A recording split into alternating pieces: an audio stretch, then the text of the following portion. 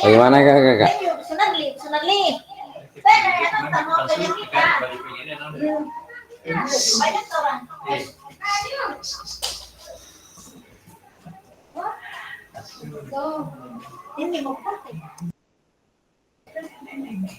Bagaimana kak? Ada yang ingin mengelaborasi dari pertanyaan yang saya berikan ini?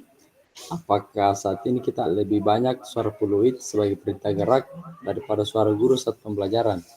Atau apakah saat pembelajaran semua gerakan peserta didik harus sesuai perintah atau komando guru kak? Oke, ada. Kalau bisa kak, silakan resen atau bisa tuliskan jawaban di kolom chat kak. Oke, ada lagi masukan dari Kak Kamil, yaitu kombinasi kedua metode ini dapat sangat efektif, di mana suara sempritan menarik perhatian dan perintah langsung memberikan arahan spesifik. Yang terpenting adalah menyesuaikan metode dengan konteks dan kebutuhan siswa. Oke, jadi saya sangat sepakat dengan apa yang dikatakan Kak Kamil bahwa dalam proses pembelajaran PJK itu kita terkadang lebih banyak menggunakan suara sempritan atau suara bariton. Nah, di dalam proses pembelajaran itu Kak, masih banyak guru-guru yang menggunakan gaya komando, di mana gaya komando itu lebih memberatkan titik kepada siswa supaya siswa itu lebih bergerak aktif. Karena kita tahu Kak bahwa kebanyakan terkadang siswa nanti ditegur atau diberi suara keras untuk melakukan gerakan agar mereka mau melakukan suatu gerakan itu sendiri Kak. Nah, jadi di dalam proses pembelajaran untuk PJK itu sendiri Kak, sebenarnya aba-aba sempritan itu sangatlah dibutuhkan untuk dalam proses agar dalam proses pembelajaran itu lebih efektif menggunakan alat-alat yang kita gunakan seperti sempritan. Karena kalau kita menggunakan suara yang lebih lantang, kita akan lebih capek dalam proses pembelajaran kita itu sendiri Kak. Oke, masih ada yang pertanyaan pemetik keduanya itu Kak, tentang apakah saat pembelajaran semua gerakan peserta didik harus sesuai perintah atau komando guru. Nah, saya ingin kakak-kakak merefleksi bagaimana proses pembelajaran kakak itu sendiri. Apakah gerakan yang pernah kakak praktekkan harus sesuai ketika melakukan praktek atau tidak? Karena kita ketahui bahwa kemampuan siswa itu berbeda Kak. Apakah kakak menuntut itu siswa atau peserta didik kakak untuk melakukan sesuai arahan atau perintah yang kakak yang pernah tunjukkan di depan anak-anak atau peserta didik kita Kak? Bagaimana Kak? Ada yang ingin mengelaborasi dari pertanyaan kedua? Apakah saat pembelajaran semua gerakan peserta didik harus sesuai perintah atau komando guru? Oke, bagaimana Kak? Kak Ibnu, bagaimana? Ada masukannya? Apakah ingin mengelaborasi untuk pertanyaan kedua ini? Apakah saat pembelajaran semua gerakan peserta didik harus sesuai perintah atau komando guru Kak?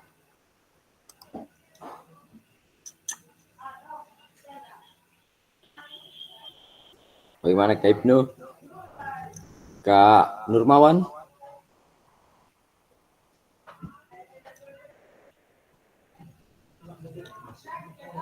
Bagaimana Kak Nurmawan?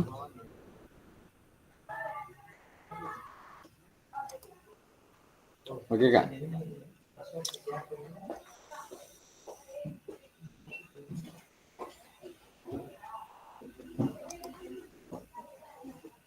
Oke. Jadi di pertanyaan kedua itu Kak, dalam proses pembelajaran semua gerakan peserta didik, saya kira itu Kak tidak bakalan sama, Kak. Karena kenapa? Perlu kita ketahui bahwa kemampuan peserta didik itu pasti berbeda, Kak. Ada yang mampu, ada yang tidak, ada yang sedang-sedang saja kemampuannya, Kak. Jadi dalam proses pembelajaran, semua gerakan yang kita berikan kepada peserta didik itu, Kak, bakalan tidak sama. Ada yang memang betul-betul mampu menguasai, ada yang betul-betul hanya sekedar ingin melihat gerakan yang dipraktekkan oleh teman sejawatnya atau guru-guru. Nah, saya lihat ada juga masukan dari Kak Kamil, jawabannya seperti ini, Kak.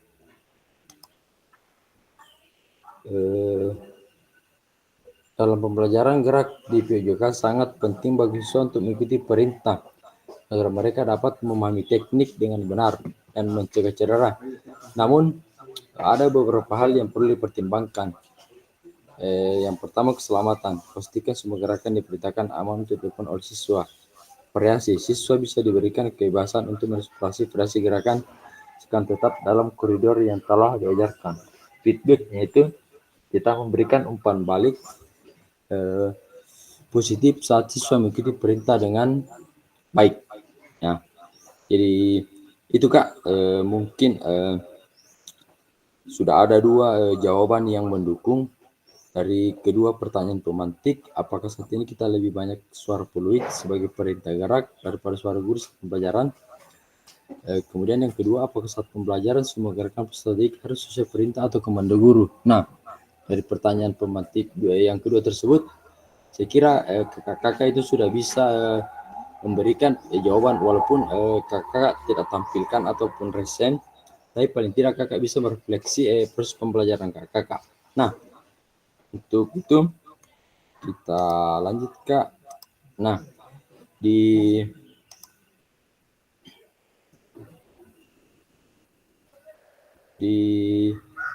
slide saya kali ini, Kak, ada salah satu video yang saya putar. Nah, sebelum saya putar, tunggu dulu ya, Kak.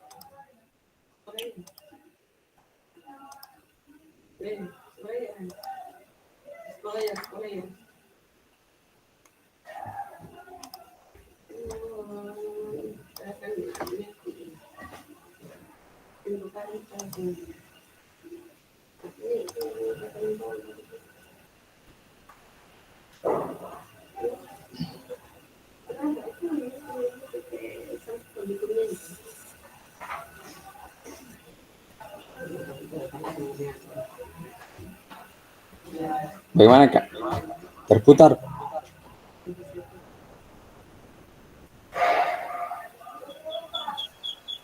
Belum.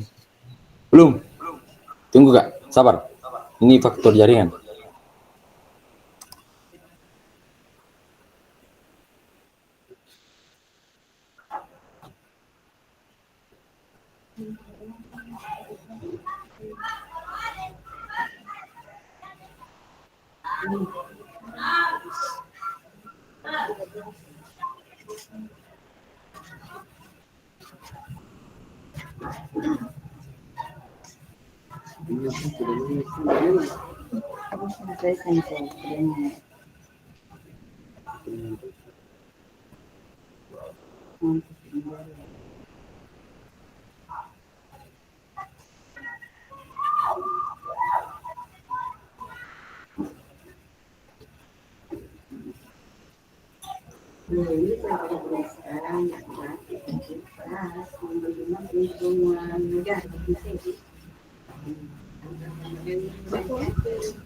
Jaringan tidak bagus.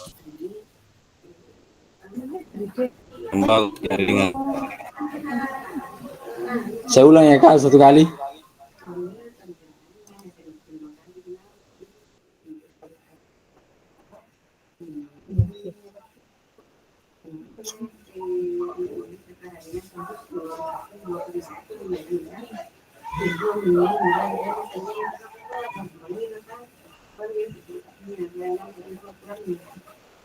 Tidak ada suaranya.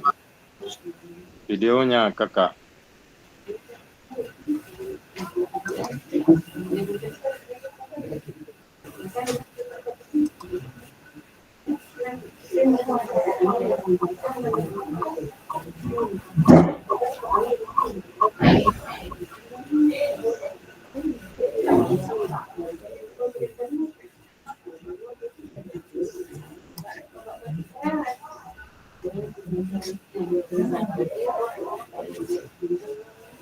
Oh, jaringan.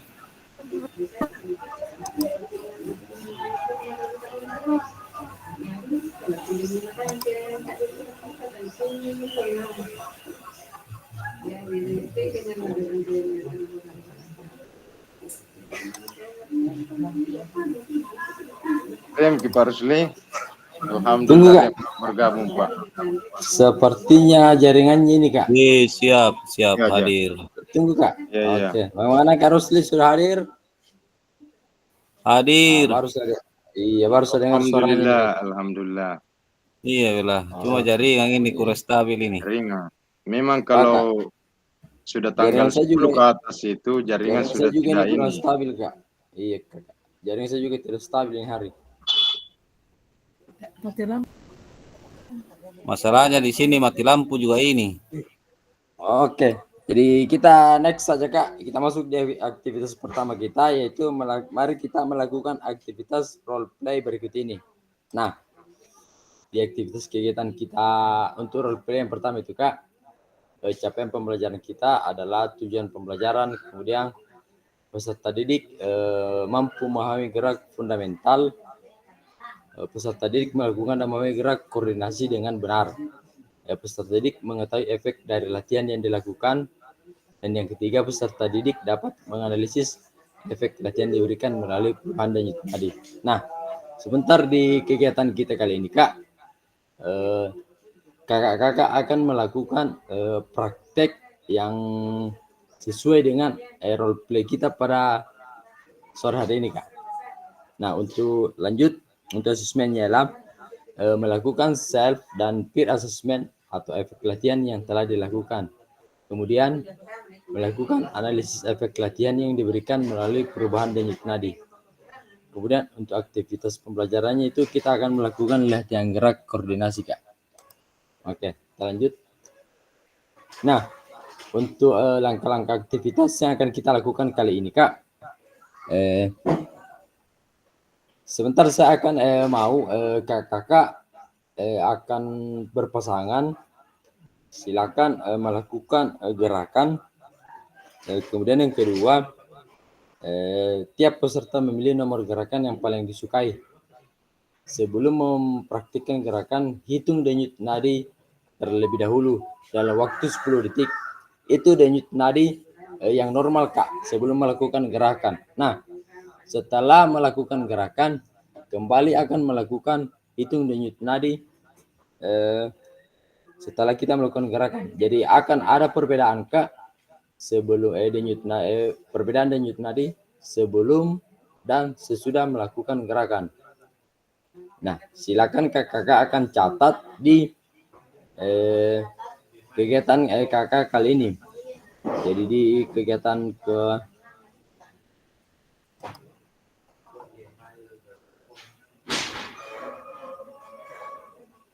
Nah, tunggu, Kak.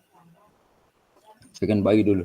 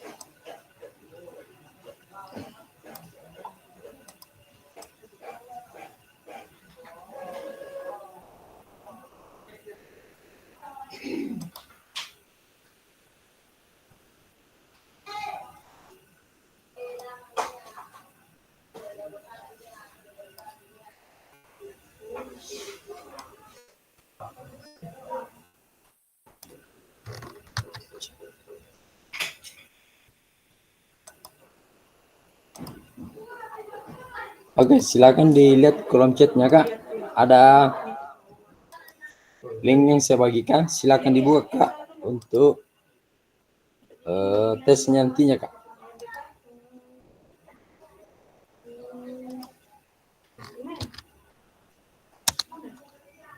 Silakan Kak. Ada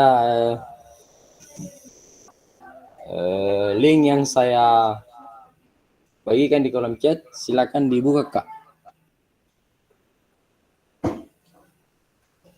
Bagaimana Kak? Sudah bisa terbuka?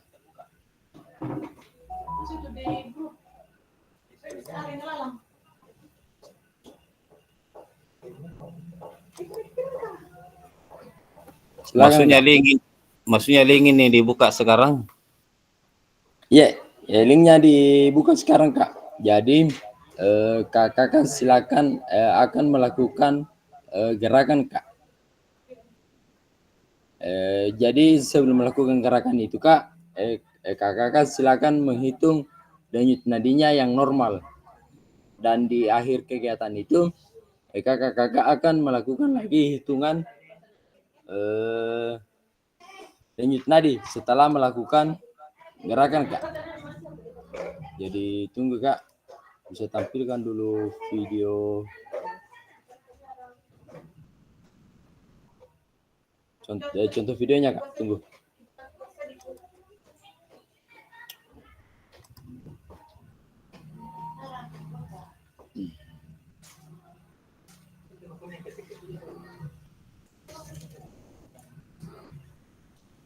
Jaringan juga Kak, lalot sekali.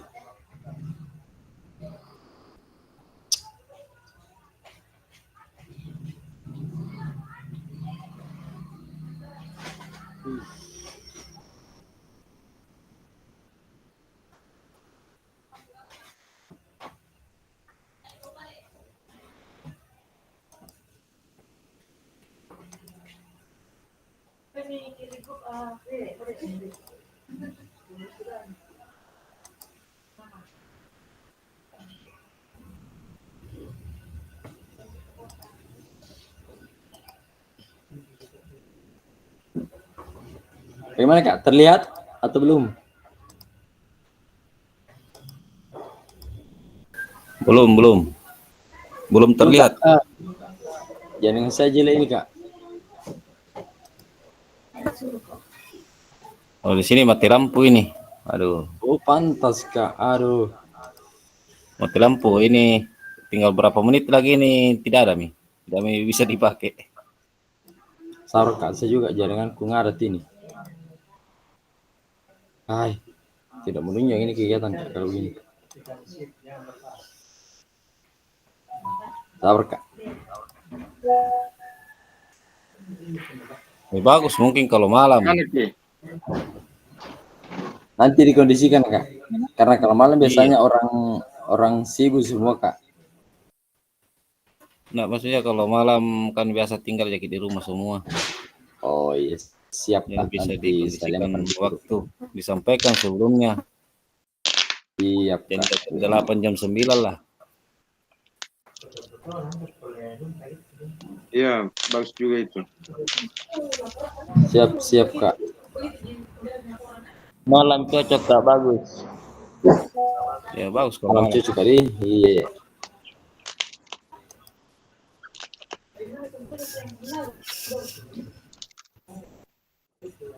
Tunggu kali. Ya, selesaikan saja ini modul ini. Karena kayaknya sudah di pertengahan makin, ya kan? Soalnya jaringan di situ, Pak Mon. Kalau jaringanku di sini, alhamdulillahirabbil alamin. Pantasan menembak lagi.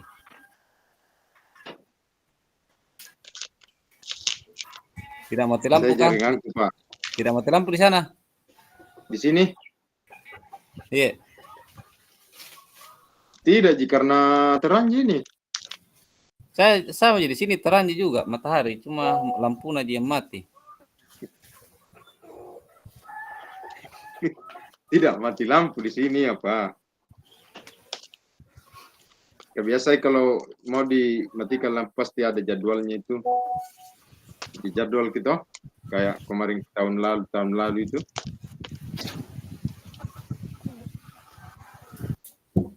sini tiba-tiba mati lampu ini, laptop pengaruh apa?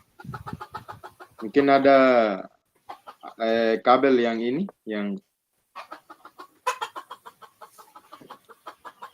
Bagaimana Ibu Irma? Kakak Irma ini bagaimana? Bagus di sini kok jaringan. Oh ya alhamdulillah. Kakak Irma. Bukan gurunya anu ini, Tambuang. Siap. Kayak kenal. Selamat bergabung, Bunda. Bagaimana Kakak Hermang ini? Siap Kakak. kah? Lagi sibuk itu Herman, pertandingan di Sampurna Herlebu toh. Oh iya. Dia anu Pak. Di anu sekarang. Kalau Pak Sherman. Pan Hermawang. Itu di Polres itu. Saya sementara di klinik ini Pak. Sementara di klinik. Itu di klinik. Ini. Karena ada yang Oke, tidur gimana tadi. muncul? Ini Herman ya. Untuk anu kudung ini ya, untuk Bagaimana Kak? Muncul. Surman. Ada panggilan Pak Surman? Piloting ini 3? Oke Kak. Alhamdulillah ada panggilan. Iya, alhamdulillah Nah. Pak. Kita lanjut Kak. Semoga kita diluluskan Lanjut nih Pak. bersama semua ya. Dan menjadi guru profesional. Oke, kita lanjut Kak. Iya, siap. Oke. Silakan. Oke, jadi maaf jaringannya juga agak lalot Kak. Jadi ini ada beberapa yang akan kita isi adalah tabel self dan per asesmen pembelajaran latihan gerak koordinasi. Nah, di pilihan nomor itu Kak ada 5. Ada 5 nanti gerakan yang akan kita praktekkan atau akan kita lakukan untuk menghitung denyut nadi kita menjadi yang pertama dari normal, kemudian dihitung lagi denyut nadi sesudah melakukan gerakan Kak. Nah, untuk di gerakannya akan saya tampilkan seperti ini Kak. Nah. Jadi maksudnya nih Kakak ini kita mau milih dari 1 sampai 5. Kita akan memilih satu gerakan dari 1 sampai 5 Kak. Jadi hitungannya itu Kak 2 kali 8. 2 Ini kali hitungannya 2 kali 8 Kak. Jadi sebelum kita kita hitung dulu denyut nadi kita yang normal kurang lebih 10 detik Kak.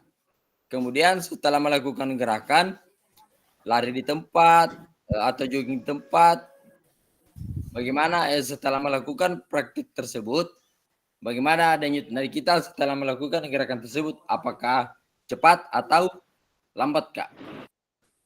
Atau bertambah kecepatan denyut nadinya Kak? Seperti itu.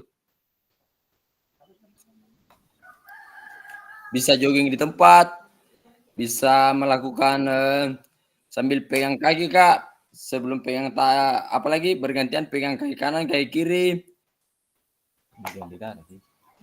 Maksudnya diperagakan nih sekarang Pak.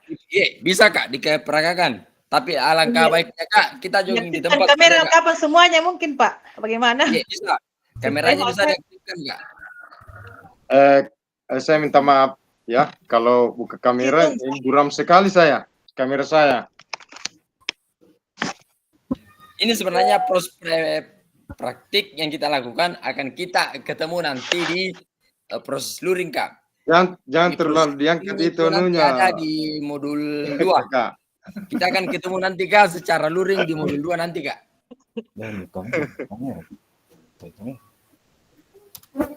Ya mulai hitung.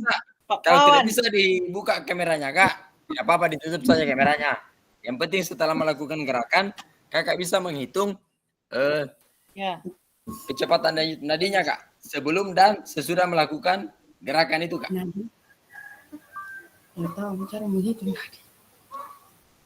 Silakan Kak.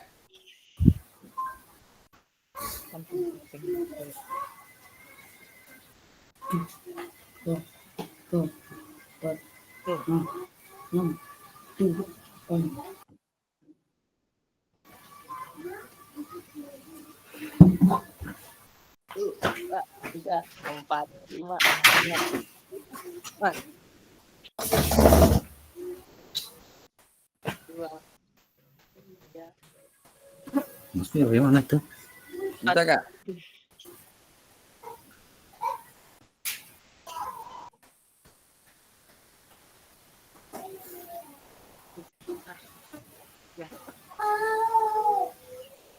Videonya seperti ini Kak. Silakan dilihat gerakan yang saya tampilkan Kak. Silakan pilih. Yang mana menurut kalian Kakak yang paling gampang? Ada jogging tempat, ada loncat. Berapa menit ini? Ya, 10 detik saja Kak. 10 detik. 10 detik. 1, 2,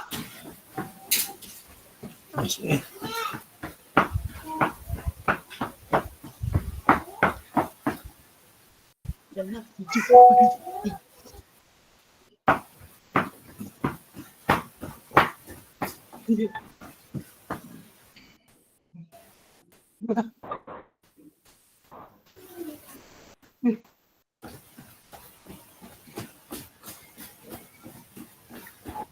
Satu, dua, tiga, empat, lima, enam, tujuh, delapan. Hitungan 10 detik saja ini Kak Enam. Kata. Iya, itu 10 detik saja Kak. Kosong Kakak. Oke. Oh, Yang paksa Kak. Bicara tentang nadi bertambah Kak. Pernah ada salah satu peserta yang pingsan dulu Kak waktu kegiatan luring.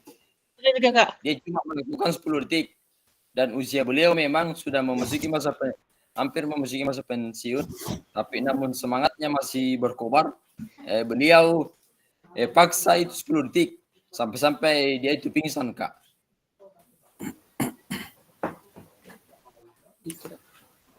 pos oke.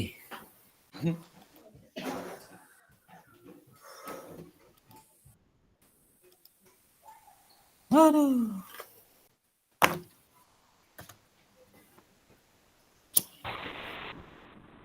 Bagaimana Kak? Sudah? Oke. Sudah Kak. Sudah. Tunggu ya Kak. Sudah.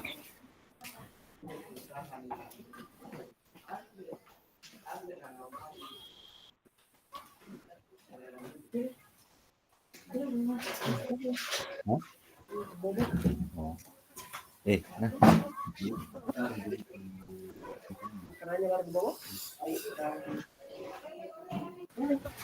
Sudah. Oke, sudah Kak. Nah, sekarang kita lanjut Kak. Nah, tadi sudah saya informasikan hitung denyut nadi akhir dan sudah dicatat Kak denyut nadinya sebelum dan sesudah Kak.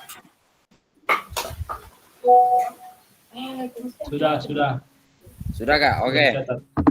Jadi setelah dicatat Kak, kakak dapat memberikan umpan balik mengenai gerakan dilakukan oleh temannya Kak.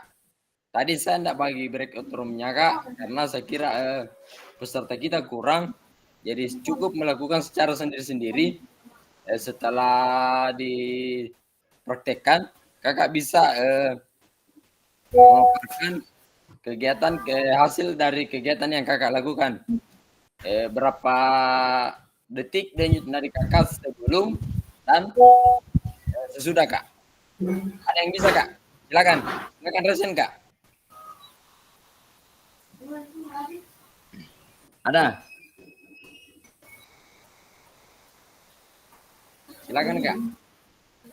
Kakak bisa menuliskan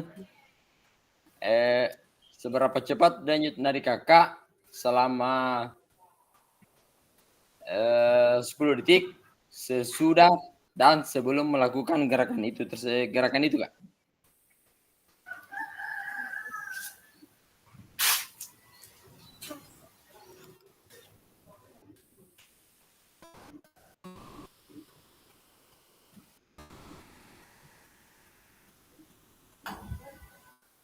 Bagaimana Kak, ada?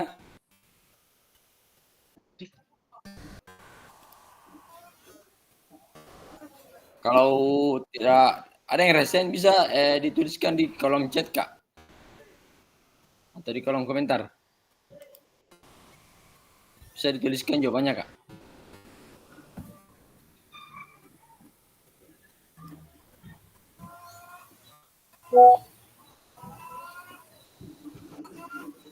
Teman ada, Kak?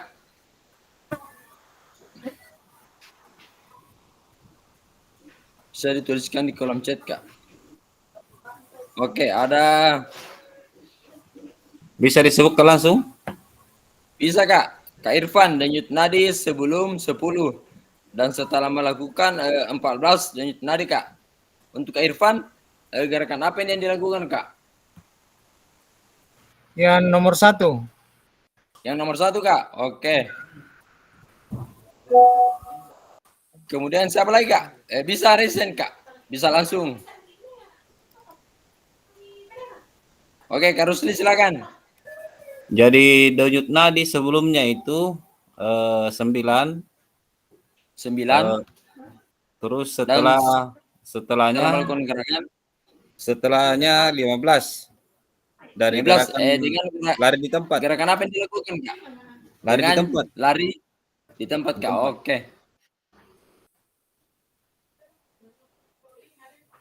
Kak Ibnu, silakan. Oke, Kak Ibnu silakan. Oke, tadi saya melakukan gerakan jumping jack. Sebelum melakukan gerakan, Jumping jack. Oke, jumping jack. sebelum melakukan gerakan itu dapat 15 kali dan setelah melakukan gerakan 20 kali. 20 kali. Oke. Bicara, Kak. Saya juga, Oke. Kak, saya juga melakukan gerakan jumping jack yang sering Kak Irma. saya gunakan pada saat pemanasan pada anak-anak saya, karena itu saya anggap gerakannya mudah dan menyenangkan. Ya, sebelumnya itu saya mendapat nilai itu 10, dan setelah saya melaksanakannya itu sebanyak 20 kali, 20 detik nadi.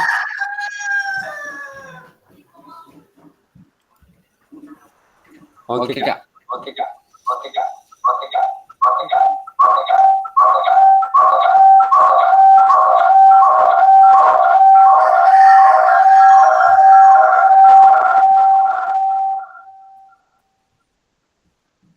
Oke. Kita lanjut, Kak.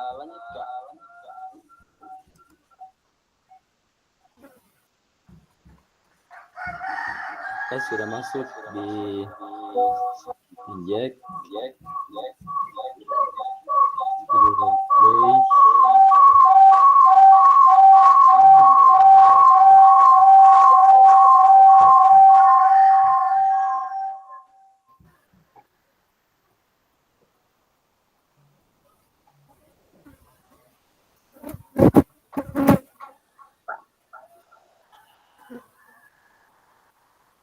Nah, jadi setelah tadi kita telah melakukan praktek dengan penghitungan denyut nadi, Kak. Jadi ada pertanyaan pemantik, bagaimana cara kita melihat apakah latihan yang dilakukan itu sudah benar?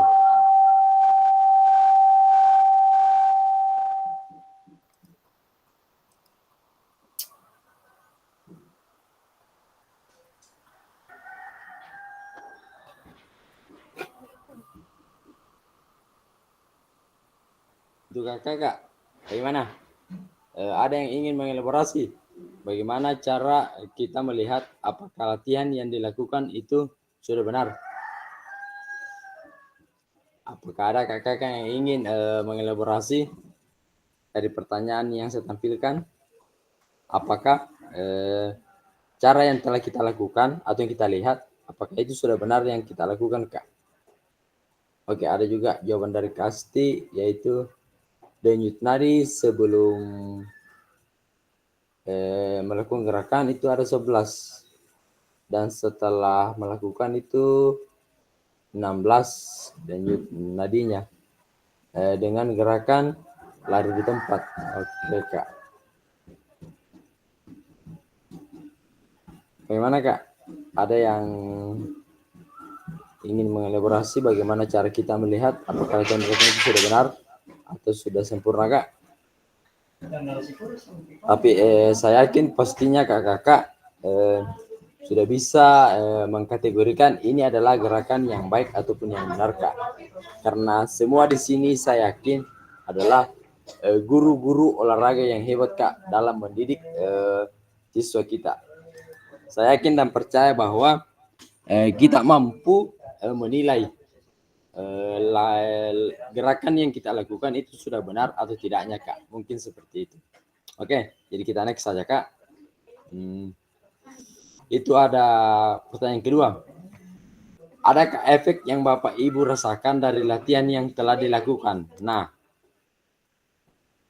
itu ada 3 pertanyaan Kak. Yang kedua, efek tersebut mengindikasi apa?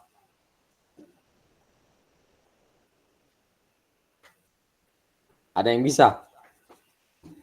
Apakah efek yang kakak rasakan dari latihan yang telah dilakukan? Saya kira ini jawabannya cukup simpel Kak. Efeknya berkeringat, Pak. Berkeringat. Oh, selain berkeringat Kak, tentunya pasti capek Kak setelah melakukan efek latihan.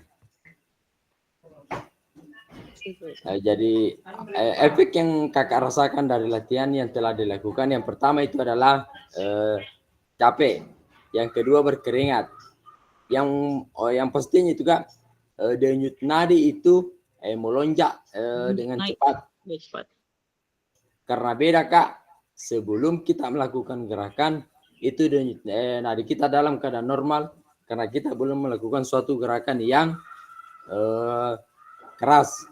Namun setelah kita melakukan gerakan yang cepat dan ekstrim, otomatis lonjakan denyut nadi itu akan meningkat. Akan bertambah. Ya, akan bertambah Kak, seperti itu. Nah, efek tersebut mengindikasi apa? Efeknya Kak? Aliran darah menjadi lancar, Pak. Darah menjadi lancar Kak. Oke. Jadi menurut kakak, apa yang mempengaruhi denyut nadi Bapak Ibu dan sebelum dan setelah latihan Kak?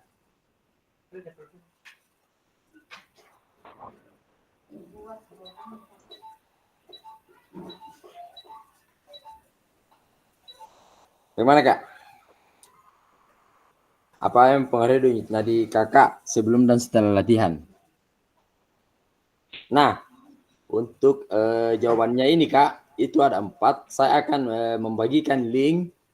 Silakan tuliskan jawaban-jawaban kakak di link yang saya sudah bagikan.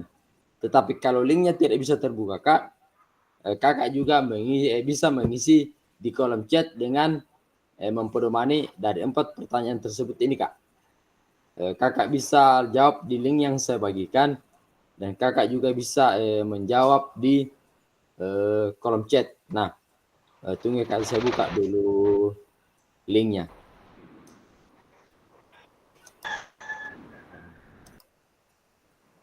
Tunggu Kak. Fitma.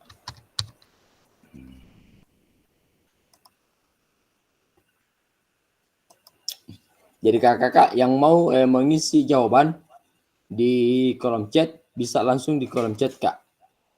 Dan untuk yang mau mengisi di link, tunggu saya kirimkan linknya Kak. Nah.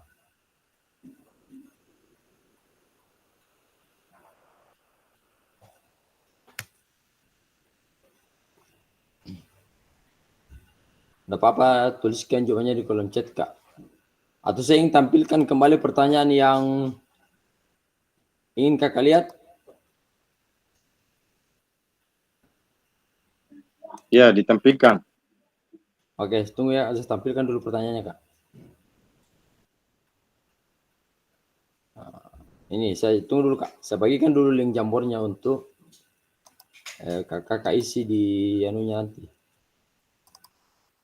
Yang buka laptop bisa mengakses lewat linknya Kak.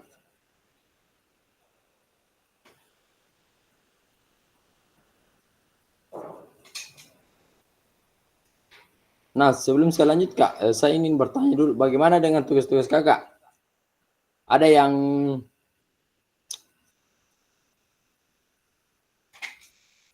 Ada yang mau dipertanyakan Kak tentang tugas-tugasnya? Saya selalu aman Pak. Pak kerja. Tugas-tugasnya saya kira aman semua Kak, tugas-tugasnya.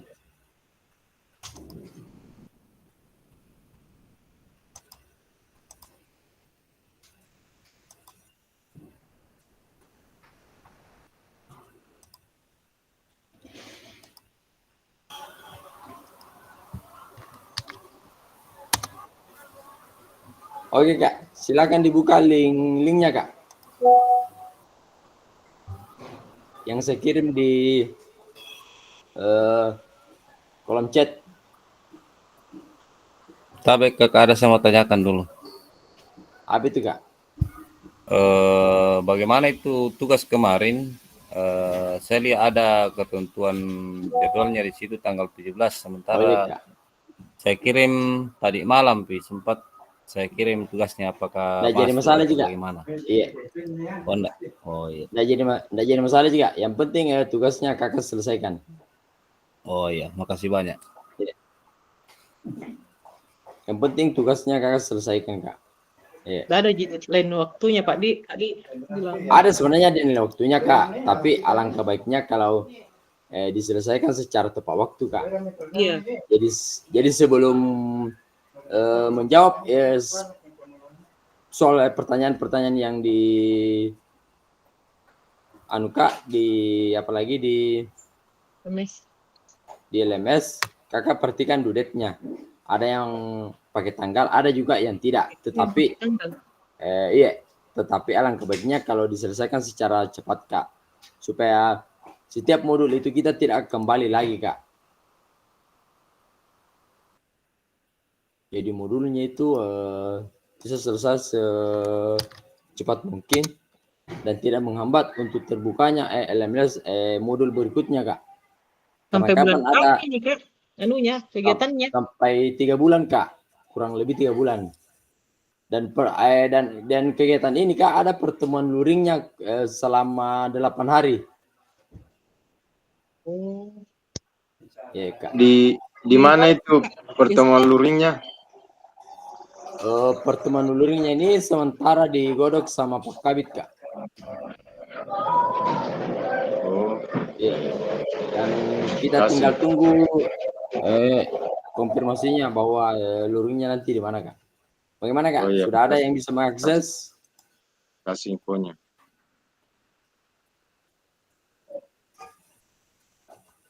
Bagaimana Kak? Ada yang sudah bisa mengakses linknya Kak? Iya, linknya sudah bisa diakses. Kalau sudah bisa Kak, ada 4 kolom. Silakan tuliskan jawabannya di situ Kak. 4 kolom. Iya, ada 4 kolom. Sebentar yang set jaringan Kolom yang kapan mana ini Pak?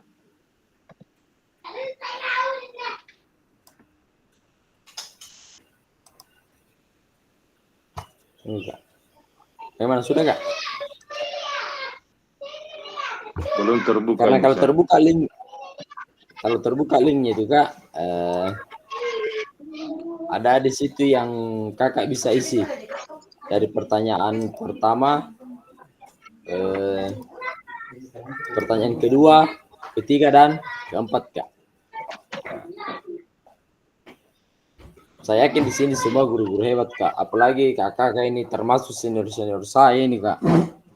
Boleh dikatain saya paling junior di sini Kak. Jadi mohon maaf kalau Iya. saya menggurui Kak. Iya. Enggak. Memang dari segi umur memang lebih muda. Tapi dari segi ilmuwan mungkin lebih di atas kakak ini fasilitator ya. Tetap ilmunya kakak lebih tinggi. Mungkin secara kebetulan saya menjadi fasil ini Kak. Tidak. Tidak. Anu Pak, faktor tua Pak, rasa lupa-lupa. Baik kalau Pak. Ya. Apalagi kalau Kak Nurmawan ini Pak, lebih hebat lagi Kak. Tidak. Anu, Saya tidak ini. normal itu Intel. Oke Kak, Tidak apa-apa pertanyaannya Kak. Kalau tidak bisa Oke, lanjut, diakses, lanjut. kalau tidak bisa diakses linknya Kak, tidak apa-apa pertanyaannya Kakak tulis saja di kolom chat Kak, supaya lebih efektifnya Kak. Jadi semua jawaban yang Kakak tulis di kolom chat ataupun di link yang saya bagikan itu akan terekam Kak. Jadi itu akan menjadi bukti bahwa kakak-kakak itu aktif di LMS atau di tatap maya kita kali ini Kak. Jadi setiap tatap maya itu Kak selalu ada penilaian. Yang mana mau diisi nih kakak? Kalau linknya sudah terbuka Kak. Iya, linknya sudah terbuka. Saya belum terbuka nih. Pengaruh jaringan kapan? Kalau linknya sudah terbuka, ini saya lihat ada Kak Irfan. Yang mana diklik? Jadi kalau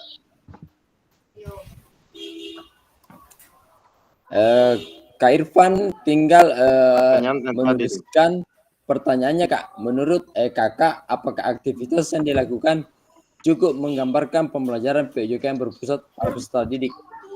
Itu Kak, saya presentasikan dulu kali. Nah ini Kak. Sudah ada saya lihat Kak Irfan yang mau mengisi, Kak Rusli, Kak Ibnu, silakan Kak. Tapi kalau susah Kak, tidak apa-apa ditulis di kolom chat, tapi alangkah baiknya kalau di link yang saya bagikan Kak. Jadi ini akan menjadi bukti bahwa kakak ini bisa mengakses link. Dan jujur Kak, setelah program kegiatan ini Kak, 3 bulan ke depan itu akan ada lagi perekrutan fasilitator di kegiatan PGG PJOK untuk tahun 2025 Kak. Jadi saya yakin kakak bisa untuk belajar mengakses link-link ataupun aplikasi-aplikasi yang bisa ditampilkan di presentasi kita Kak. Saya yakin semua kakak yang hebat ini bisa jadi fasilitator nantinya Kak. Silakan diklik Kak. Ini ada yang kolom chatnya. Yang mana mau diklik ini Kak? Kakak bisa pilih sticky note-nya Kak. Sticky note di bawah. Sticky note. Nah, kakak bisa urut. Tidak mau terbuka. Yang mana Nah, itu? kakak bisa ada yang gambar dekatnya pensil Kak. Kita klik kemudian tarik ke atas. Nah. Silakan kakak tulis di situ nama dan seperti ini Kak. Saya sudah ada Emil Salim Gani. Kemudian kakak tuliskan jawaban apa yang menurut kakak benar dari pertanyaan yang telah ditampilkan Kak. Oke, Kak Irfan saya lihat sudah ada namanya. Dia sudah bisa Saya tidak tahu ini bagaimana cara kerjanya. Klik saja di dalam kotak itu Kak. Klik saja baru mengetik.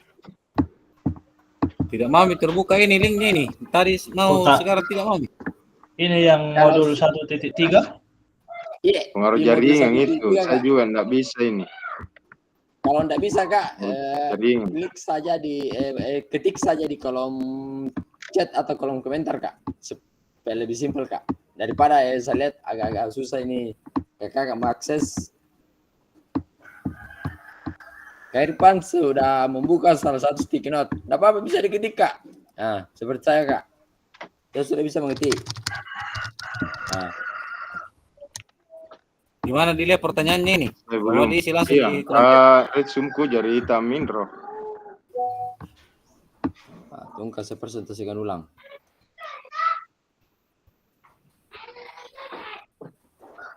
Enggak mau terbuka guys. Di kolom chat saja Kak. Mana link? Osporol mana link? Kak? Ya, nah jaringanku ini tidak mau menyalami. Oke, makasih banyak ya. Dapat dulu pertanyaannya bagaimana itu? Ya ini Kak. Nah, ini sudah muncul Ada Kak. pertanyaan pertamanya? Iya. Ini pertanyaan pertamanya. Saya tampilkan dulu. Ini bagaimana cara kita melihat apakah latihan yang dilakukan sudah benar.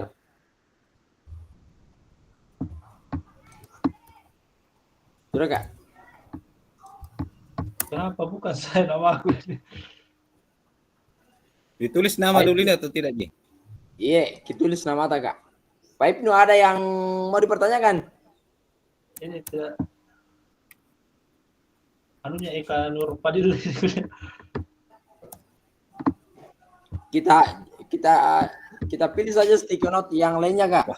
Tapi kalau agak susah tidak apa-apa, kita tulis saja di kolom chat agar lebih simple kak.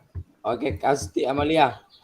Latihan dilakukan sudah benar untuk pertanyaan yang pertama. Lanjut lagi untuk pertanyaan kedua kak. Karuspida, ada jawabannya tadi. Denyut nadi sebelum 9. Setelah selesai gerakan Bisa itu ada ditampilkan 16. pertanyaan kedua, Kak? Oh ya, aku tunggu kak. Oke, nah ini pertanyaan kedua dan ketiga kak. Ada efek yang kakak rasakan dari latihan yang telah dilakukan? Efeknya apa yang dirasakan kak? Kemudian apakah efek tersebut mengindikasi apa ya?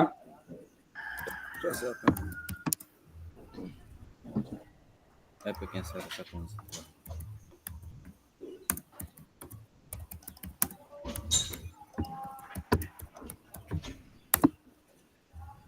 Kak Ibnu sudah bisa mengetik di kolomnya. Klik saja dalamnya kak. Efek yang saya rasakan setelah melakukan latihan.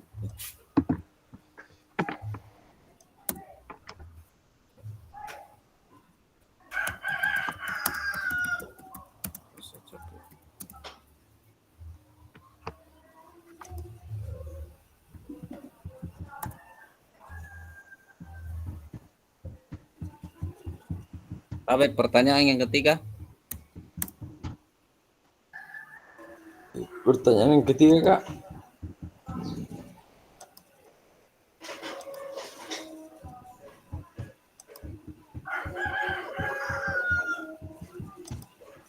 Sudah kak. Efek tersebut mengindikasi apa? Ya, Ini pertanyaan sudah saya tampilkan kak. Silakan dilihat. di mana? Di mana? Di yang saya presentasikan kak. Oh, efek tersebut mengindikasi apa ya?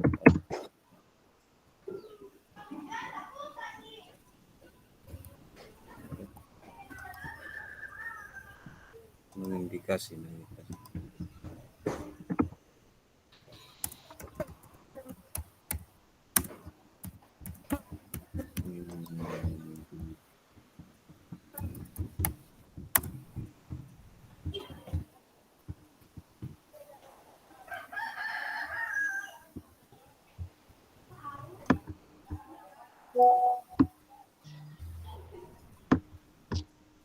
Sudah kak. Oke kak, kita lanjut. Ini sudah tadi saya tampilkan kak. Ini tadi ada tuliskan peran dan peserta di dalam aktivitas yang dilakukan dan berikan pendapat ibu bapak di Jambor.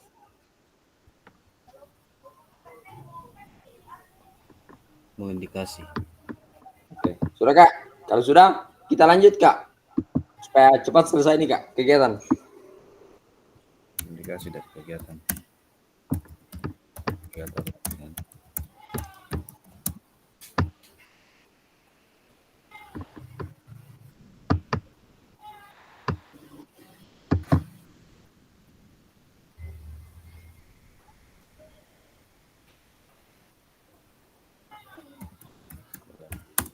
Di mana pertanyaan kedua nih? Di mana dijawab di note yang sama kan? Di bawahnya lagi kak. Kita lihat saja stick di Jambor yang saya tampilkan kak. Kalau bisa.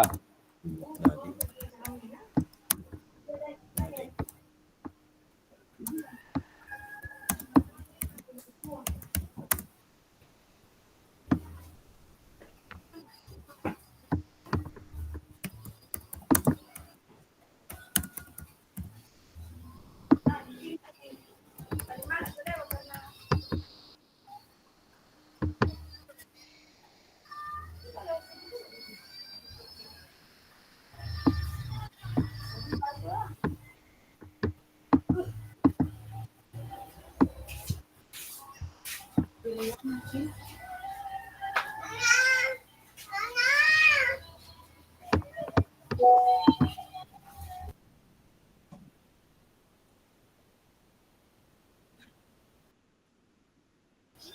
saja pertanyaannya ini. Itu saja dulu, Kak. Oke, oke.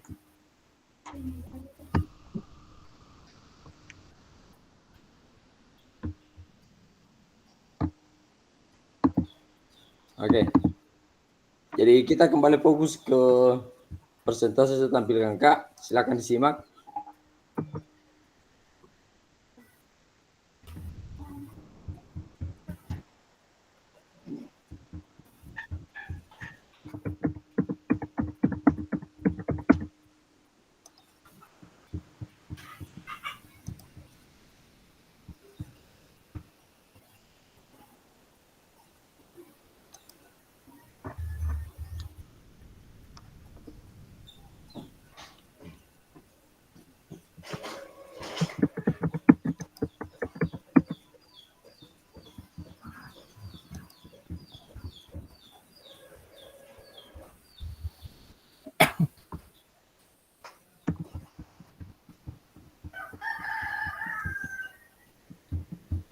Nah, oke, kita fokus dulu. Nah, di materi yang kali ini adalah tadi kita sudah belajar tentang definisi student centered learning, Kak. Jadi student learning itu dikenal di Indonesia sebagai pendidikan yang berpusat pada peserta didik, Kak. Itu sudah kita bahas tadi di awal-awal pembelajaran kita. Sekarang kita masuk dari ciri-ciri pembelajaran. Nah, dari ciri-ciri pembelajaran ini, Kak, menurut Swanto atau dan Carson di tahun 2008 itu, Kak, model pembelajaran SCL memiliki beberapa karakteristik yang mencerminkan ciri-ciri sebagai berikut. Guru memiliki wawasan yang luas dan terbuka terhadap masukan dan kritik yang membangun dari peserta didiknya. Guru menggunakan metode penyampaian materi yang sesuai dengan kebutuhan dan kondisi peserta didik. Artinya, tidak menutup kemungkinan guru menggunakan pendekatan pengajaran yang berbeda untuk setiap kelasnya, Kak. Jadi Kakak bisa lihat, bisa baca sambil menyimak. Ada ciri-ciri pembelajaran SCL itu ada 9, Kak. Kakak bisa lihat, kemudian baca satu persatu. Nah, kalau saya baca juga agak lama, Kak. Silakan disimak dan dilihat dan dibaca juga. Nah, jadi ciri-ciri pembelajaran SCL. Insya Allah, sebentar saya share anunya nih, Kak. Sebentar saya share apanya?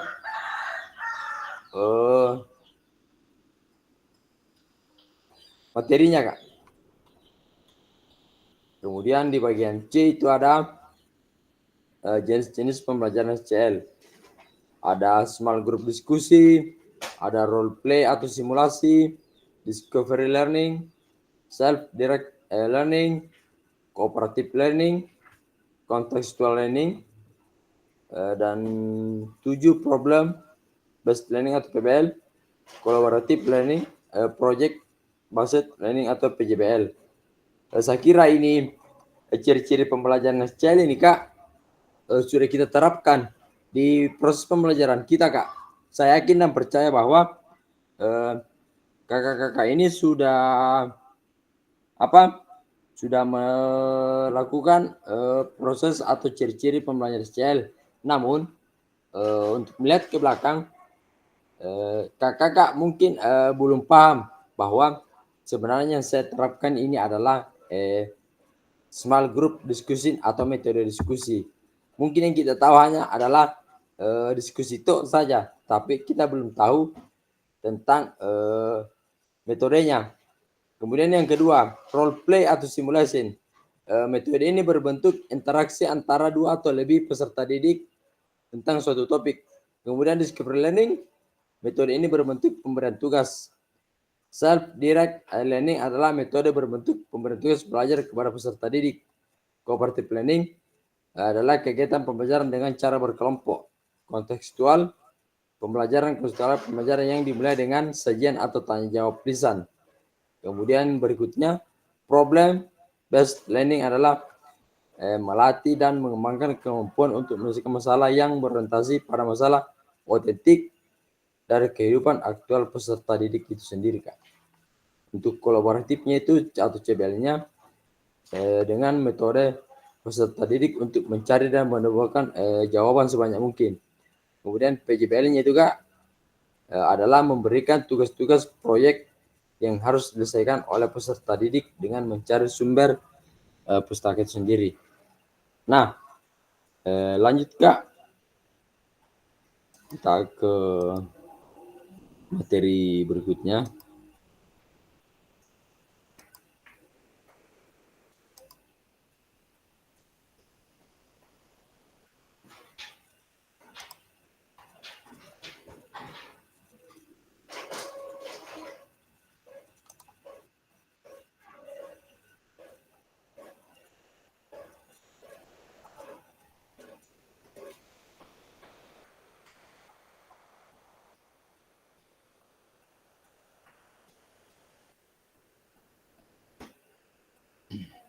Oke, kita lanjut Kak.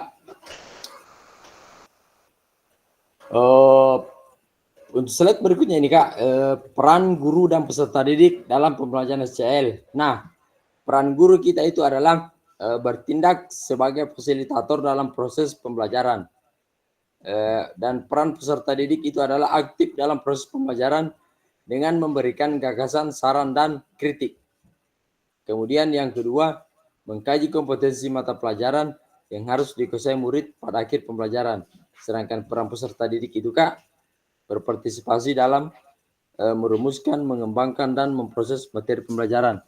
Kemudian peran guru dalam SCL itu adalah merancang strategi lingkungan pembelajaran yang dapat menyediakan beragam pengalaman belajar. Untuk peserta didik, mengkaji kompetensi dan strategi pembelajaran yang ditawarkan oleh guru. Kemudian membantu murid mengakses informasi, menata, dan memprosesnya untuk dimanfaatkan dalam memecahkan permasalahan hidup sehari-hari. Peran peserta didik membuat rencana pembelajaran untuk mata pembelajaran yang diikutinya.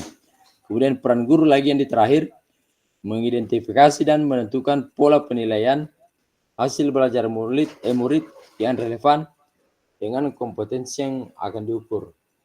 Dan untuk peran peserta didik yang terakhir itu adalah belajar secara aktif dalam kelompok maupun individual dengan cara mendengar, membaca, menulis, diskusi, pemecahan masalah, serta terlibat dalam kegiatan berpikir tingkat tinggi seperti analisis, sintesis, dan evaluasi. Nah, berikut. Dalam SCL, kita sebagai guru akan berperan sebagai fasilitator, Kak. Jadi dalam proses pembelajaran itu, peserta didik akan dilatih untuk memiliki tanggung jawab atas kegiatan belajarnya dengan panduan guru sebagai fasilitator, agar materi, kegiatan, dan pengukuran pembelajaran masih dalam koridor capaian pembelajaran diharapkan. Dalam hal ini, guru mendorong program peserta didik karena guru bukan satunya sumber belajar. Jadi saya yakin dan percaya Kak bahwa kita guru PJK ini sudah bisa menjadi fasilitator untuk peserta didik kita Kak, dalam memberikan materi, dalam memberikan kegiatan, dalam mengukur proses pembelajaran peserta didik kita, sehingga mencapai pembelajaran yang diharapkan Kak. Oke, lanjut. Jadi jenis-jenis pembelajaran student center learning, apa yang pernah Bapak Ibu praktikkan dalam pembelajaran Kak? Oke. Bagaimana Kak? Ada yang ingin mengelaborasi jenis-jenis pembelajaran student center learning, apa yang pernah Bapak praktikkan dalam pembelajaran? Nah, dari jenis-jenis pembelajaran SCL ini Kak, ada 9. Saya ingin bertanya kepada Kakak. Jenis-jenis pembelajaran SCL mana yang kakak sering gunakan dalam proses pembelajaran PJK Kakak? Silakan resen yang ingin memberikan jawaban. Saya yakin bahwa kakak sebagai guru PJK, dari 9 jenis-jenis SCL yang saya tampilkan, pasti ada salah satunya di sini yang sering kakak gunakan. Baik itu small group discussion, role play, discovery learning, self-direct, kooperatif, kontekstual, problem based learning, kolaboratif, dan project based learning-nya atau PJBL-nya, Kak. Saya kira ada salah satunya yang sering Kakak gunakan dalam proses pembelajaran Kakak. Pasti ada jenis-jenis pembelajaran student center learning yang Kakak gunakan dari 9 jenis-jenis yang saya tampilkan di layar ini, Kak. Ada yang ingin memberikan masukan, Kak, atau ingin mengelaborasi dari pertanyaan saya berikan? Ada tidak kakak yang sudah menggunakan salah satu jenis-jenis pembelajaran SCL yang saya tampilkan? Ada, Kak? Bagaimana?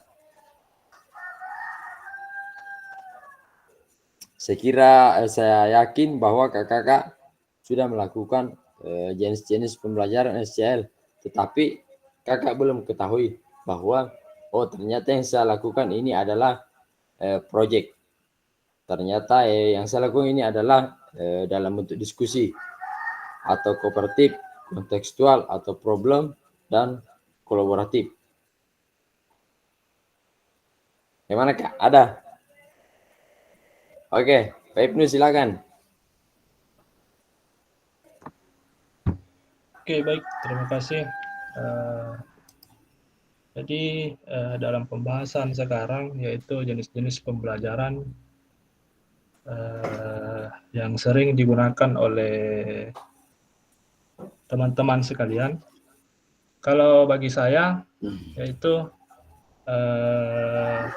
self-directed learning. Karena dalam pembelajaran ini kita dituntut untuk merencanakan apa yang ingin kita ajarkan, kemudian beralih ke tahap pelaksanaan, dan diakhiri dengan tahap penilaian. Saya kira itu yang bisa saya sampaikan.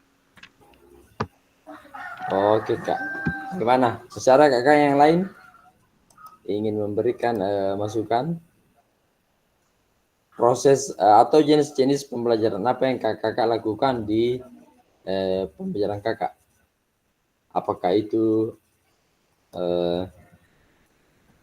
dalam bentuk diskusi, apakah itu dalam bentuk simulasi, apa itu dalam discovery learning, self, kooperatif, kontekstual, pemecahan masalah atau problem learning, kolaborasi, atau dalam bentuk project, Kak? Masih ada? Kalau saya, Kak, lebih proses pembelajaran saya itu saya lebih cenderung kolaborasi atau kolaboratif. Karena di dalam proses pelajaran PJK itu, Kak, saya kira tanpa kolaborasi dengan teman sejawat atau peserta didik dengan guru, saya kira itu tidak akan terjalin juga, Kak. Tetapi setelah melakukan kolaboratif, terkadang saya juga melakukan small group diskusi. Jadi dalam proses pembelajaran itu terkadang kita harus memang melakukan diskusi dengan peserta didik kita. Oke. Masukan dari kami juga adalah role play. Nah, di mana role play itu adalah metode atau interaksi lebih ke peserta didik tentang suatu topik atau kegiatan dengan menampilkan simbol atau peralatan yang mengintikan proses. Jadi kalau kami dalam bentuk role play.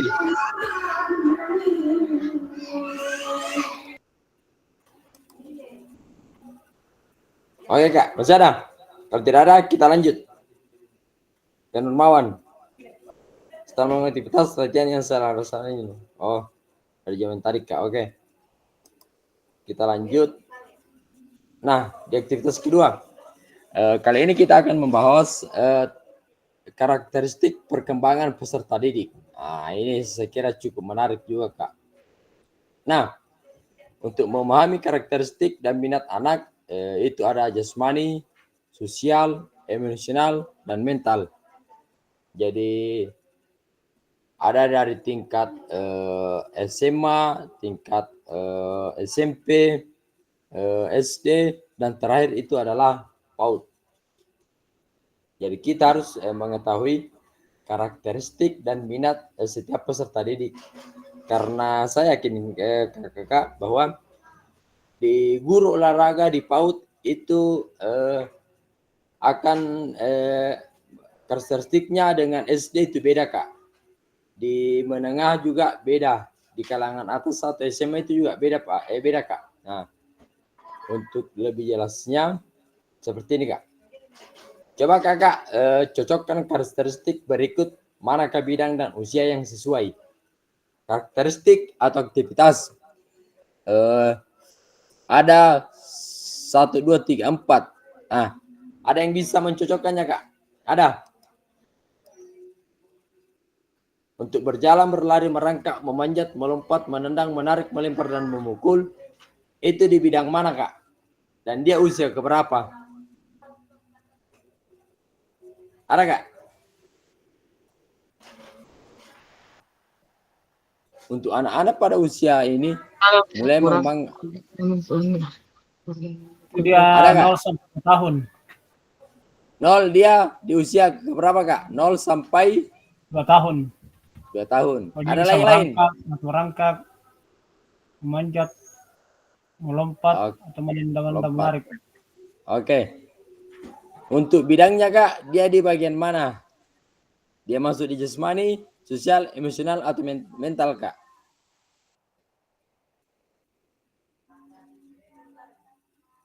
Anak-anak.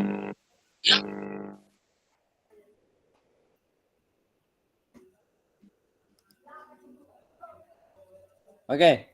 Anak-anak pada usia ini mulai mengembangkan rasa diri, mereka sendiri belajar untuk memahami perasaan.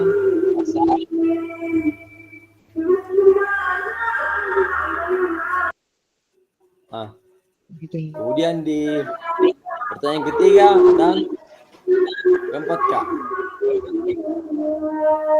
Nah,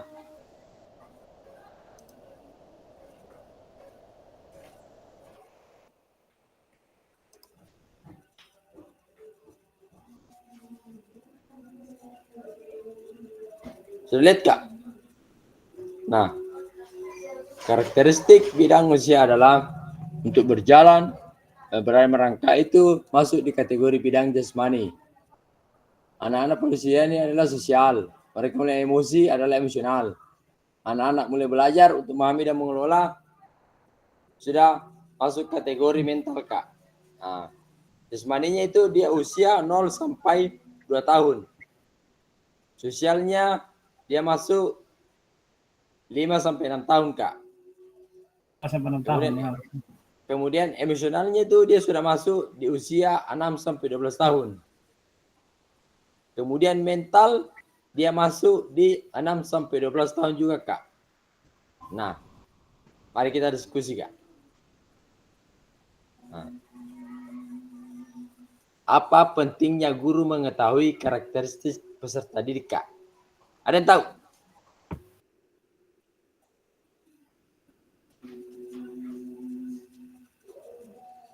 Ada yang tahu kak?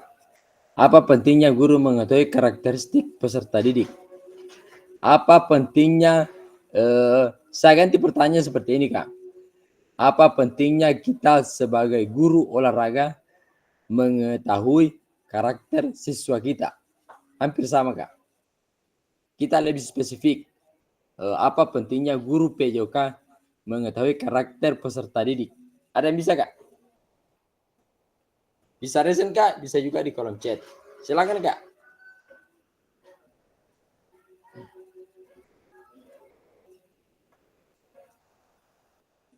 Ada?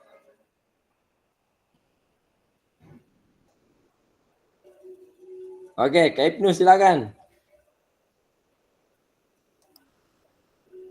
Oke, baik. Memahami karakteristik peserta didik itu saya kira sangat penting untuk guru karena dapat memberikan dampak positif terhadap proses pembelajaran dan peserta didik itu sendiri. Oke, bagus. Jadi Lanjut Kak. Jadi kenapa di sini kita katakan penting? Karena dalam proses belajar mengajar itu supaya guru memudahkan dalam melaksanakan pembelajaran. Kemudian bisa membantu guru menentukan strategi pembelajaran yang sesuai dengan kebutuhan dan potensi siswa. Saya kira itu. Oke. Ada yang lain Kak? Apa pentingnya guru mengetahui karakteristik peserta didik? Jadi jawabannya Kak Kamil sangat berkontribusi pada keberhasilan proses pembelajaran Kak. Oke, saya kira juga ini juga cukup menarik. Untuk pertanyaan kedua Kak, ada yang bisa? Bagaimana cara mengakomodasi berbagai karakteristik dan minat peserta didik dalam pembelajaran? Ya, ini pasti kakak sangat paham akan bagaimana cara mengakomodasi berbagai karakter dan minat peserta didik dalam proses pembelajaran. Tentunya kita tahu Kak, ketika kita melakukan proses pembelajaran, kakak pasti akan tahu, oh ternyata si A dia karakternya dan dominan lebih minat ke cabur ini. Kemudian si B dia lebih minatnya ke atletik. Kemudian si C dia lebih minatnya ke bola voli. Nah, bagaimana kakak mengakomodasi karakter dan minat peserta didik dalam pembelajaran Kak? Ada yang bisa? Bagaimana cara mengakomodasi berbagai karakteristik dan minat peserta didik dalam pembelajaran Kak? Ada yang bisa? Ada Kak?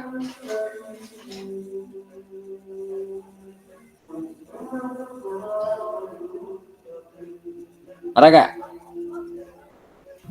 Saya kira saya yakin semua kakak tahu karakter setiap peserta didiknya Kak.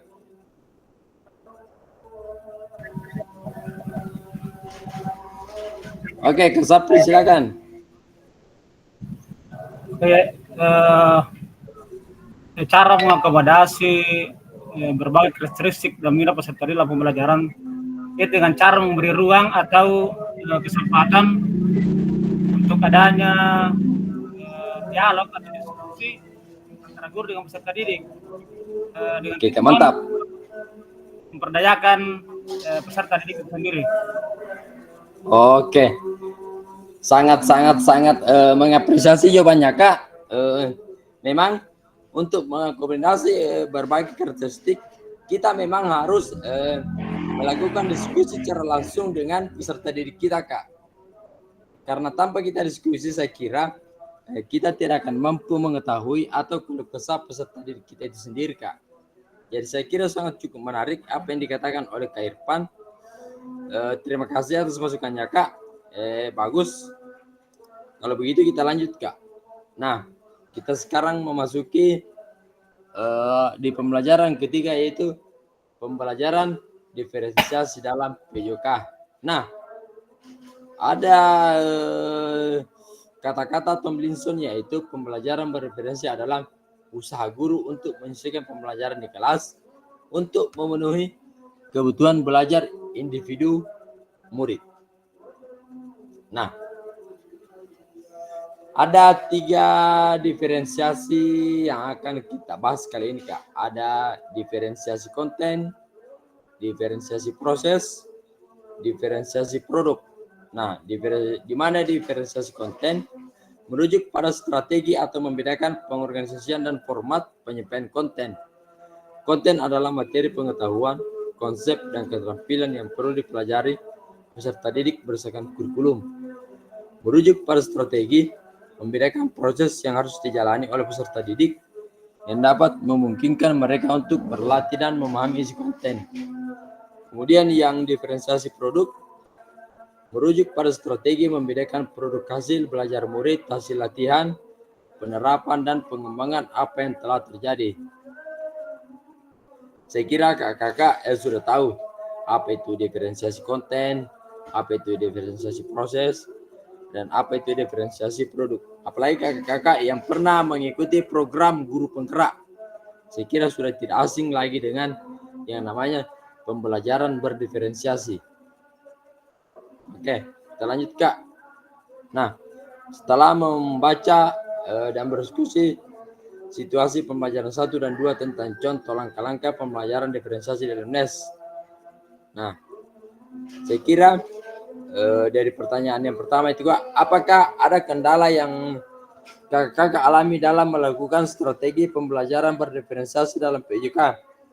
Yang kedua, gagasan baru apa yang Ibu dan Bapak dapatkan dari contoh penerapan strategi berdiferensiasi di dalam modul?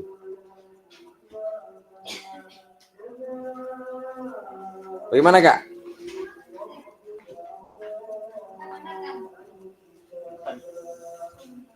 Ada yang ingin mengelaborasi dari pertanyaan ini kakak? Karena sebentar lagi akan kita akhiri kegiatan Zoom kita.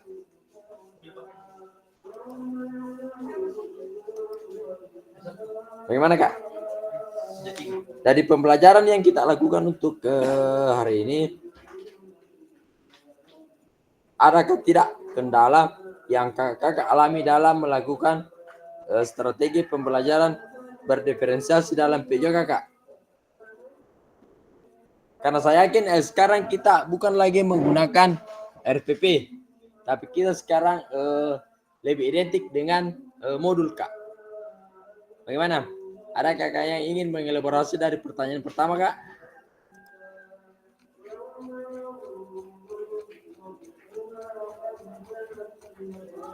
Bagaimana Kak?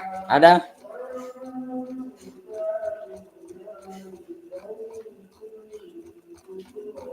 Ada yang bisa Kak?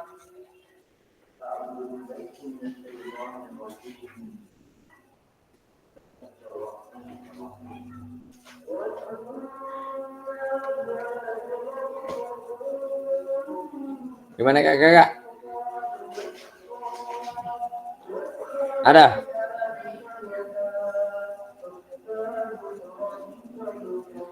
Kalau tidak ingin resen Kak, silakan, tidak apa-apa, tuliskan jawabannya di kolom chat Kak.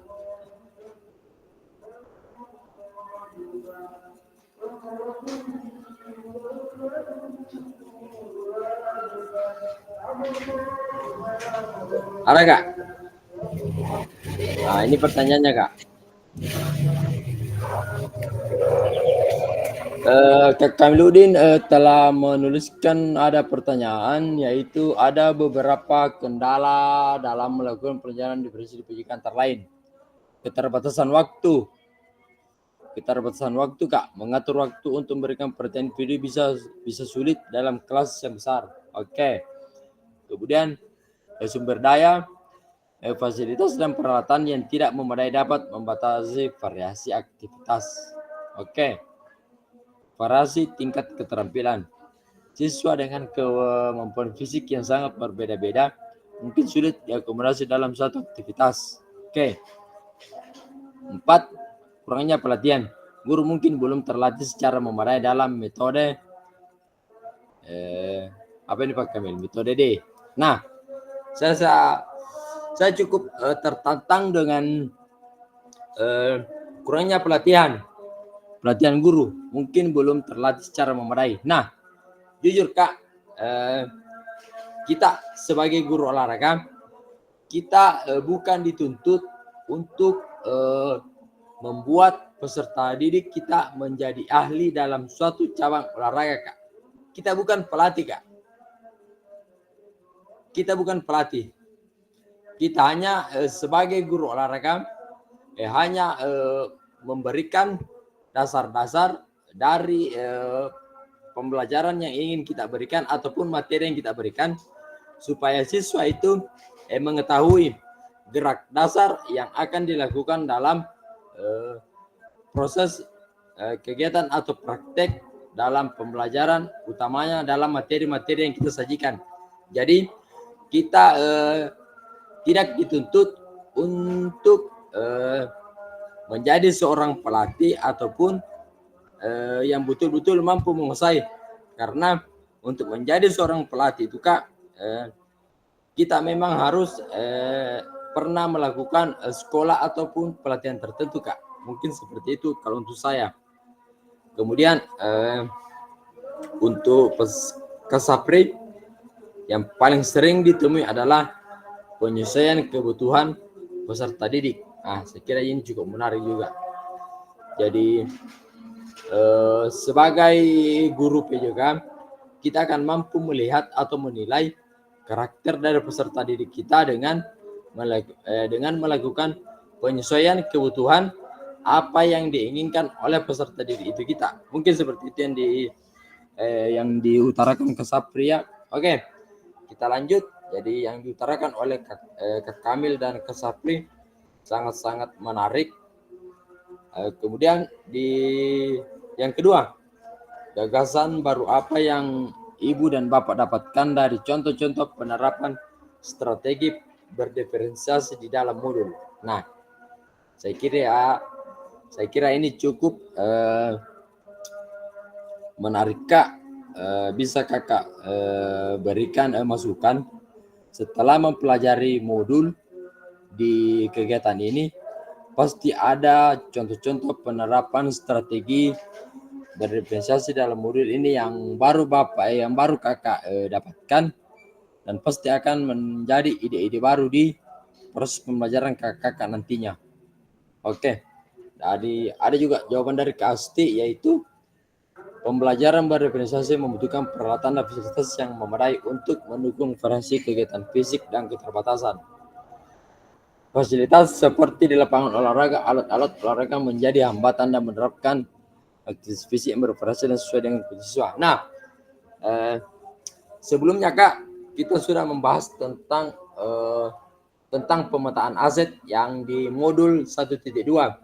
Jadi jangan jadikan bahwa untuk mendukung variasi kegiatan fisik dan menjadi keterbatasan fasilitas, jangan pernah itu menjadi acuan bahwa kita guru PJK selalu merasa kekurangan.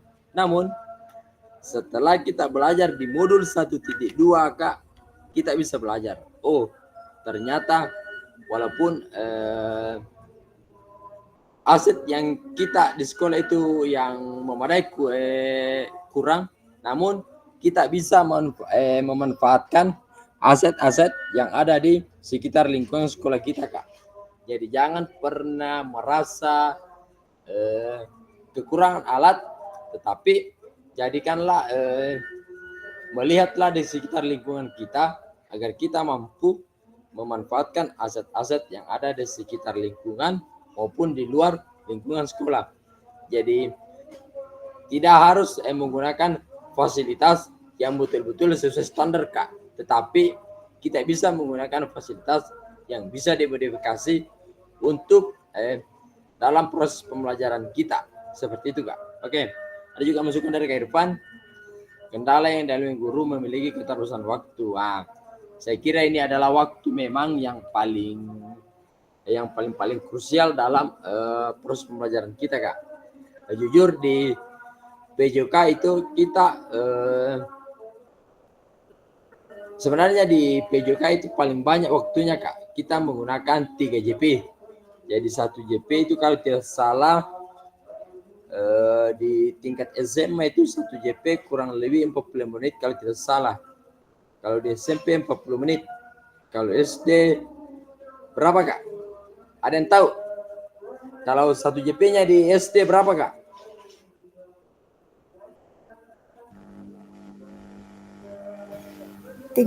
menit. Oh, 35 menit. Oh, berarti bertingkat ya, Kak? Di SD SMP 40, SMA 45. Ya. SMP 40 menit 1 JP-nya. Kemudian SMA itu kalau salah 45. Oke, Kak. Oke. Jadi memang untuk keterbatasan waktu itu menjadi kendala, Kak. Walaupun kita tahu bahwa sebelum proses pembelajaran itu ada yang namanya ganti baju. Kita sudah termakan waktu oleh 10 menit proses ganti baju. Dan sebelum selesai proses pembelajaran, otomatis kita akan memperhatikan karena ada anak-anak kita akan melakukan ganti baju juga. Jadi mungkin boleh dikatalah ganti baju sebelum dan sesudah mapel, sesudah pelajaran PJK itu sudah hampir dia mengambil waktu 1 jam Kak, 1 jam pelajaran. Misalkan 15 menit di jam pelajaran sebelum belajar dan 15 menit sesudah belajar. Ganti bajunya anak-anak, saya yakin pasti lama. Baik di tingkat SD, di tingkat SMP maupun SMA Kak. Oke. Jadi ada juga masukan dari Kak Nurmawan. Kalau saya pribadi kendala pada penerapan pembelajaran berbasis dalam PJK yaitu tidak ada kendala sampai sekarang. Oke, mantap. Karena kita ketahui bersama bahwa pembelajaran berbasis sangat membantu siswa dalam proses pembelajaran yang menarik dan merupakan paradigma baru dalam dunia pendidikan. Mantap sekali ini Kakak. Baik Ibnu, kendala yang saya temukan dalam proses pembelajaran, siswa terkadang memiliki sifat egois, yang dimana salah satu siswa tidak ingin berbagi alat praktik atau tempat bermain. Nah, terkadang ini Kak, memang yang paling cenderung ini memiliki sifat egois itu adalah kaum Adam Kak. Jadi mereka itu lebih cenderung mengatakan kaum perempuan biasanya disuruh istirahat dulu. Kaum Adam lebih mendominasi untuk menguasai arena atau tempat untuk melakukan praktik Kak. Sudah sangat menarik juga yang dipaparkan oleh Kak Ibnu. Adalah salah satu kendala. Kalau gagasan, kita lanjut ke nomor 2 Kak. Bagaimana gagasan baru yang Kakak dapatkan dari contoh-contoh penerapan strategi berdifferensiasi di dalam modul? Bagaimana Kak? Ada penerapan baru atau strategi pembelajaran yang akan Kakak nantinya gunakan di dalam proses pembelajaran Kak? Oke Kak Ibnu, silakan. Baik. Jadi salah satu gagasan baru yang bisa didapatkan dari penerapan ini, saya kira guru lebih kreatif dalam menggunakan kebutuhan siswa. Oke Kak, bagus. Ada lagi Kak? Oke, ke Sapri silakan. Oke, baik. Gagasan baru yang bisa dimunculkan dari adanya kendala-kendala yang sering terjadi pada penerapan strategi pembelajaran berdiferensiasi ini, guru atau kita sebenarnya harus lebih proaktif dalam merancang banyak cara supaya siswa ini, saya katakan tadi bahwa berangkat dari asumsi setiap siswa memiliki kebutuhan yang berbeda, sehingga bagaimana caranya itu proaktif merancang banyak cara dalam mengajar. Oke Kak, sangat menarik bahwa memang betul apa yang dikatakan oleh Kak Sapri bahwa dalam merancang pembelajaran itu kita harus melihat apa-apa saja yang dibutuhkan oleh peserta didik kita. Jadi dalam melakukan proses pembelajaran itu kita tidak berfokus dalam satu model Kak. Jadi kita harus betul-betul memahami karakteristik peserta didik kita. Nah, salah satu hal yang paling harus kita lakukan sekarang adalah memahami karakteristik peserta didik kita Kak.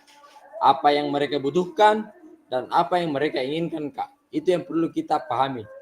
Karena kalau kita hanya mengajar toh saja tanpa memahami karakteristik, saya kira proses pembelajaran PJK itu Kak akan tidak terlalu dinikmati.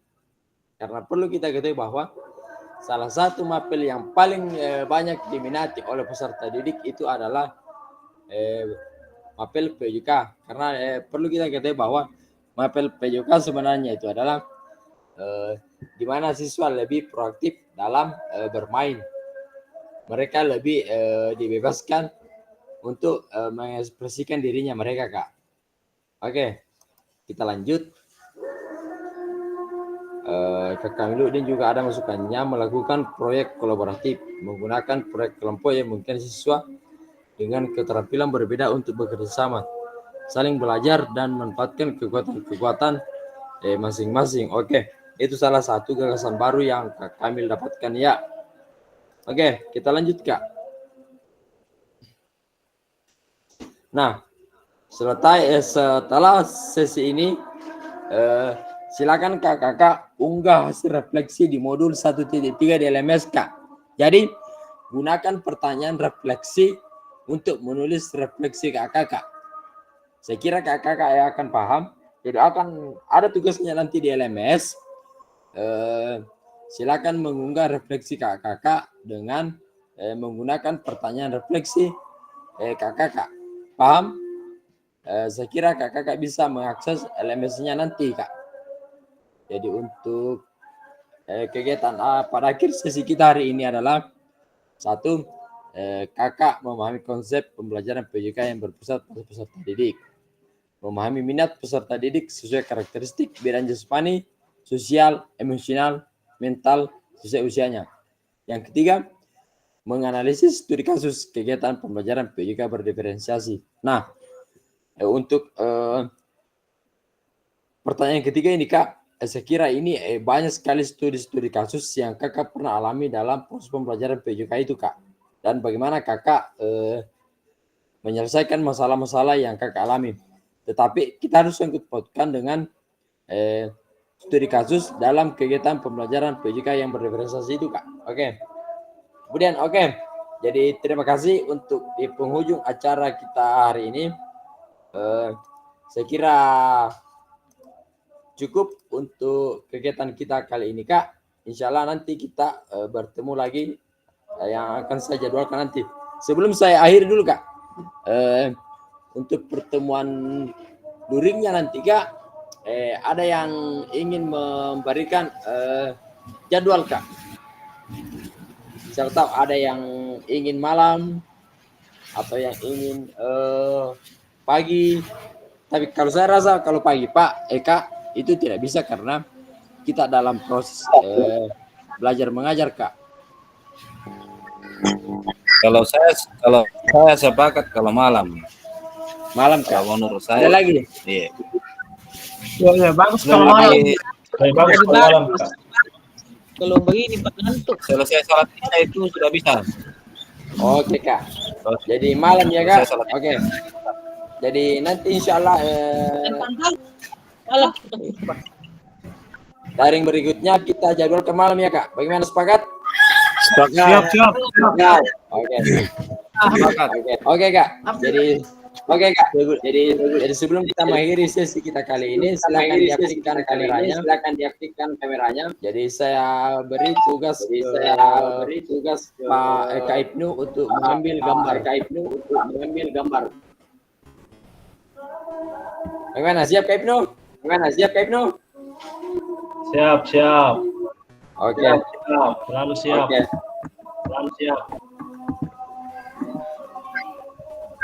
Jangan ambil gambarnya Kak. Corona Pak Kamil bilang. Tuh, sabar. Lagi di Pantai Sambung Pak.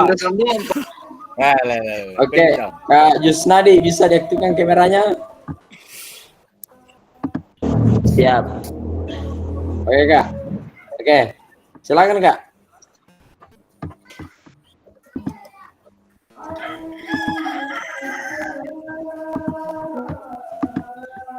Sabar.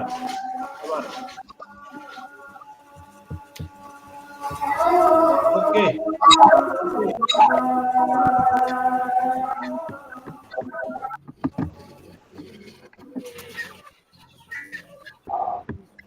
Sudah Kak, sudah. Oke. Jadi saya kira cukup untuk pertemuan kita pada hari ini. Saya akhiri dengan ucapan walhidayah. Wassalamualaikum warahmatullahi wabarakatuh. Waalaikumsalam.